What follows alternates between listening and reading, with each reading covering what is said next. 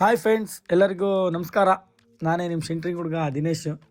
ಇವತ್ತಿನ ಕೆಲಸ ಬಂದು ನಿಂಟ್ಲು ಹೊಡಿಬೇಕಿತ್ತು ಬೊಮ್ಮಂಗಟ್ಟೆಯಲ್ಲಿ. ನಿನ್ನೆ ಎಲ್ಲ ಸೆಂಟ್ರಿಂಗ್ ಎಲ್ಲ ಬಿಚ್ಚಿಟ್ಟಿದ್ವಿ.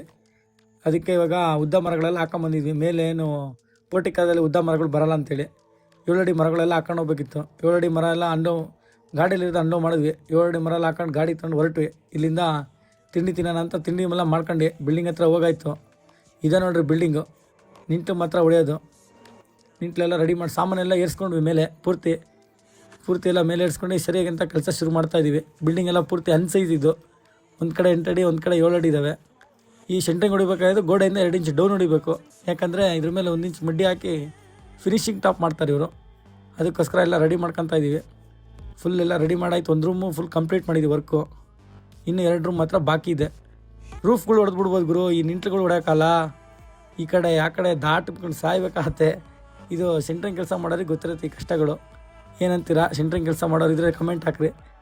ಇವಾಗೆಲ್ಲ ಮುಗೀತು. ಫುಲ್ಲೆಲ್ಲ ವರ್ಕು ಫುಲ್ ಕಂಪ್ಲೀಟ್ ಆಯಿತು. ಒಳಗಡೆನೇ ಹೊರಗಡೆನೆಲ್ಲ ಸರಿ ಅಂತೇಳಿ ಊಟ ಮಾಡೋಣ ಅಂತ ಊಟ ಮಾಡೋಕ್ಕೆ ಹೊರಟಿದ್ವಿ. ಊಟ ಎಲ್ಲ ಮಾಡ್ಕೊಂಬಂದು ಇವತ್ತಿನ ಕೆಲಸ ಮುಗೀತು.